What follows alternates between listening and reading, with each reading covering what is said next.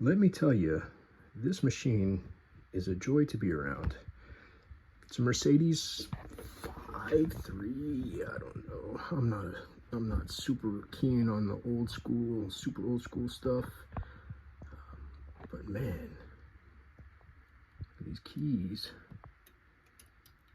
and everything. Yeah, it's got some weird symbols because it's a FRAKTUR machine. This machine types in FRAKTUR, so it's like the old English style.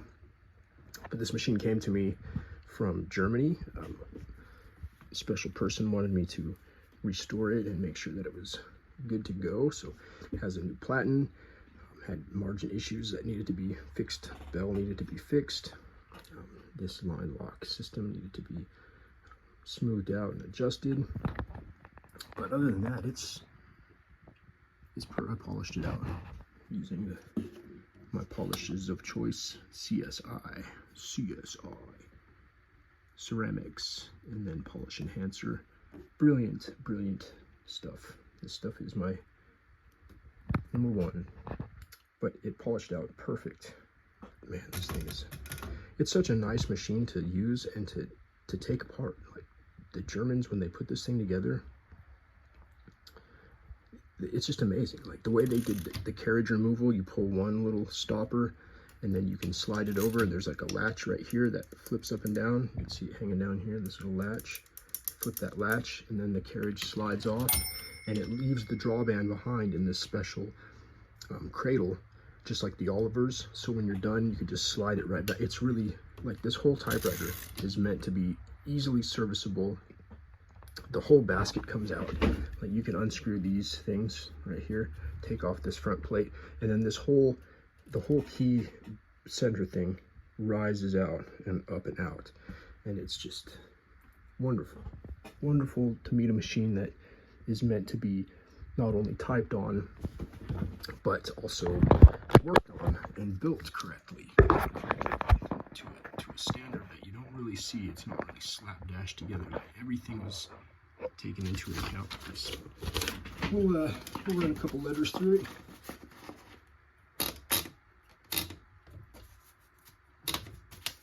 It's got a really plodding German feel to it.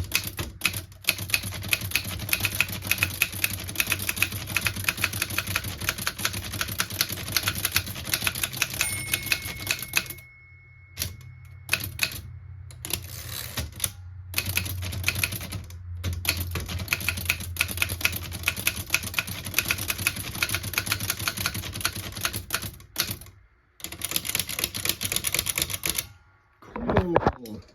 It is FRAKTUR. This is the best. You gotta talk in Donald Duck to read this because all the S's are like old school S's, so they're kind of like F shape. So it's a Donald Duck typewriter.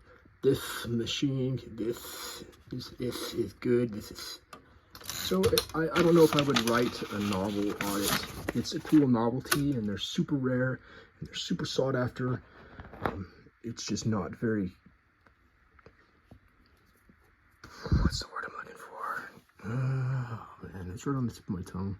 Oh well, it's been a long day, guys. Practical, that's the word. Practical.